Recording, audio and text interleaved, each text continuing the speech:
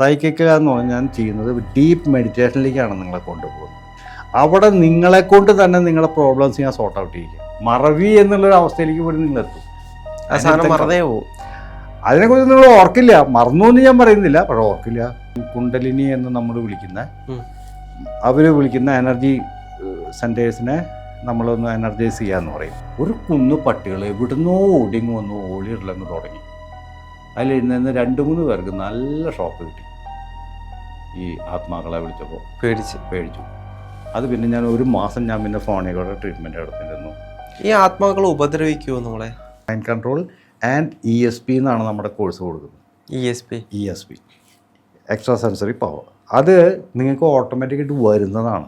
ഈ Silva method നിങ്ങൾ practice ചെയ്ത് കഴിഞ്ഞാൽ നിങ്ങൾക്ക് ഓട്ടോമാറ്റിക്കായിട്ട് വരുന്നതാണ്. മുമ്പിലിരിക്കുന്ന വ്യക്തിന് എന്താണ് എന്നോട് ചോദിക്കാൻ പോകുന്നത്, അല്ലെങ്കിൽ അയാളുടെ മനസ്സിൽ കൂടെ എന്താണ് നടന്നുകൊണ്ടിരിക്കുന്നത്, ഇപ്പം എന്താണ് അയാൾ ചിന്തിക്കുന്നത്, ഇനി പുറത്തേക്ക് ഇറങ്ങിയാൽ എന്താണ് സംഭവിക്കാൻ പോകുന്നത്, ക്ലാർവോയൻസ്, അങ്ങനെയൊക്കെയുള്ള കാര്യങ്ങൾ നമ്മൾ അറിയും.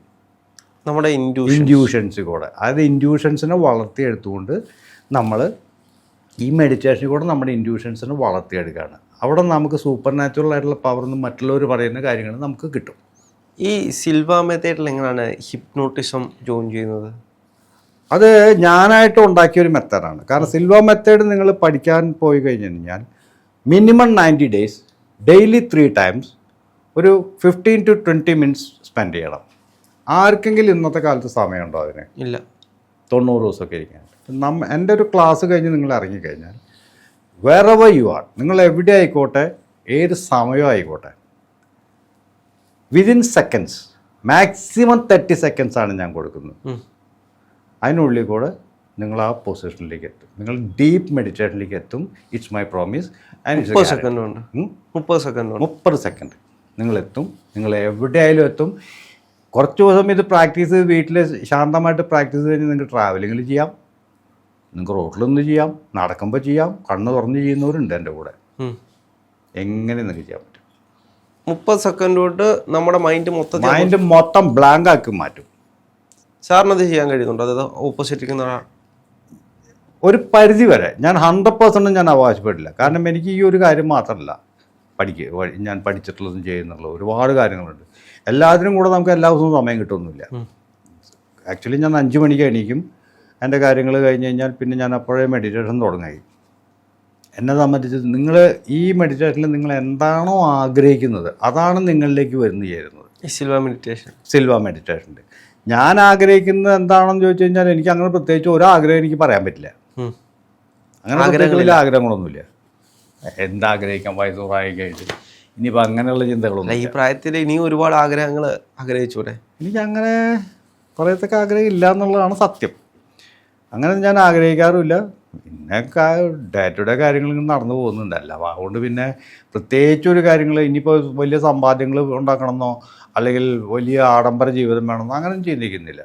ശാന്തമായിട്ട് ഇരിക്കണം, മനസ്സ് സ്വസ്ഥമായിട്ടിരിക്കണം. അത് സ്വസ്ഥമായിട്ടിരിക്കുന്നത് എപ്പോഴും ഹാപ്പിയാണ് ഞാൻ.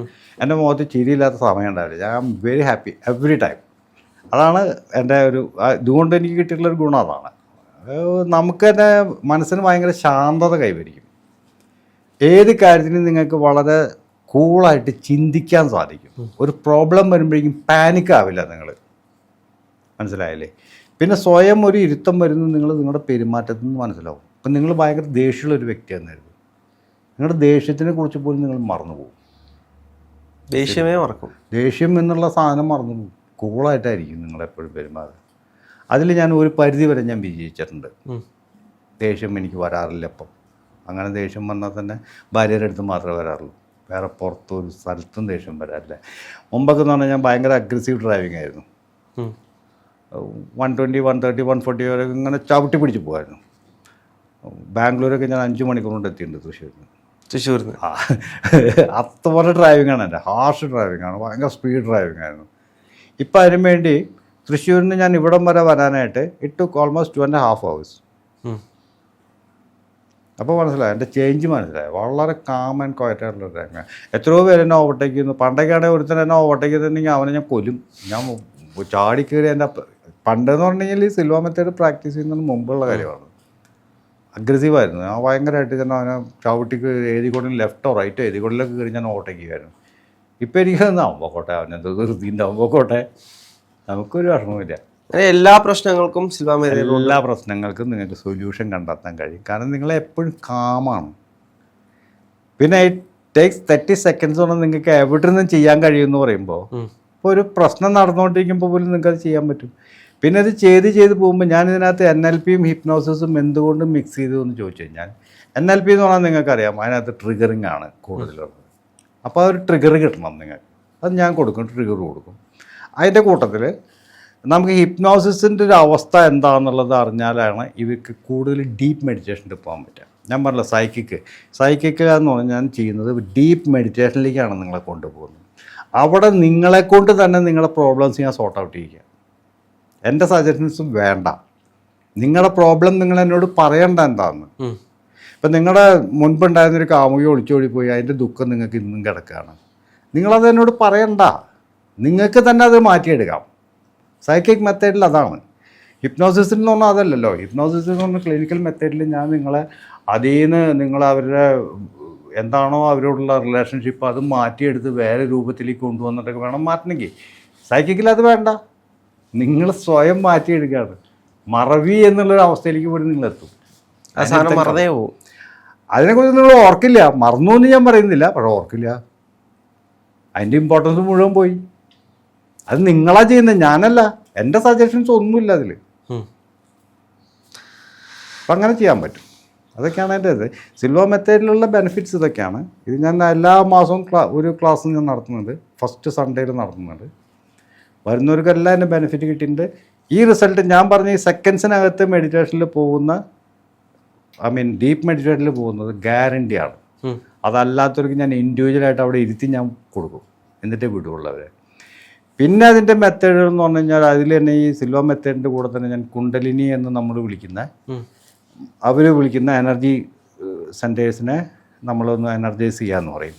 നമ്മളത് ചെയ്ത് കൊടുക്കുന്നുണ്ട്. പിന്നെ ഈ പറഞ്ഞ ഏഞ്ചൽസിനെ അല്ലെങ്കിൽ ആത്മാക്കളെ വിളിക്കുക, കാണിക്കുക. ആത്മാക്കളെ വിളിക്കൽ നിർത്തി. ട്രിവാൻഡ്രത്തൊരു ക്ലാസ് വെച്ചു. ഈ ആത്മാക്കളെ വിളിക്കണമെന്നുണ്ടെങ്കിൽ എല്ലാവരും നിങ്ങൾക്ക് വേണ്ടവരെ വിളിച്ചോളാൻ പറഞ്ഞിട്ട് ഞങ്ങൾ എല്ലാവരും മെഡിറ്റേഷനിലേക്ക് കൊണ്ടുപോയി. ഒരു കുന്നിൻ്റെ മുകളിലുള്ളൊരു വീട്ടിൽ വെച്ചിട്ടായിരുന്നു ക്ലാസ്, ഒരു ടെറസിൽ വെച്ചിട്ടായിരുന്നു. അതിൻ്റെ അടുത്തൊന്നും പട്ടികളോ പൂച്ചകളോ മനുഷ്യവാസം പോലും ഇല്ലാത്തൊരു സ്ഥലമാണ്. ഒരു കുന്ന് പട്ടികൾ എവിടുന്നോ ഓടിങ്ങ് വന്നു ഓളിയിടലങ്ങ് തുടങ്ങി. അതിലിരുന്ന് 2-3 പേർക്ക് നല്ല ഷോക്ക് കിട്ടി.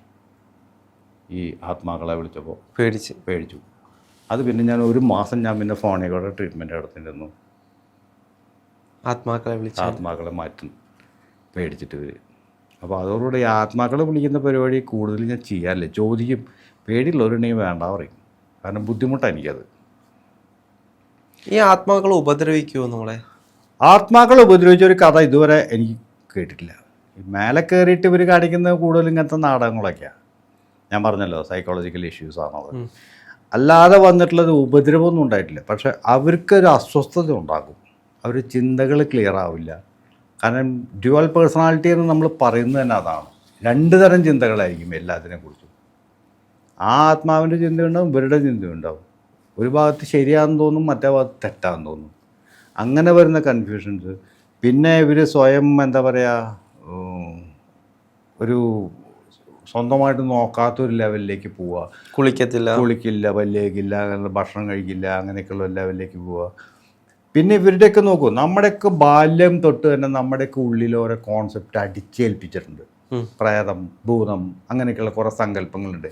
ഇതിനൊക്കെ നമ്മൾ രൂപം കൊടുത്തിട്ടുണ്ട് ഇല്ലേ? ഇതൊക്കെ നമ്മൾ ഉണ്ടാക്കി വെച്ചിട്ടാണ് നമ്മൾ ഈ പ്രേതത്തിനെയും ഭൂതത്തിനെയും ആത്മാക്കളെ കാണുന്നത്. ശരിക്കും പറഞ്ഞാൽ ആത്മാവ് എന്ന് പറയുന്നത് ഒരു എനർജിയാണ്. ആ എനർജി എന്ന് പറഞ്ഞൊരു ചിന്തയാണ്.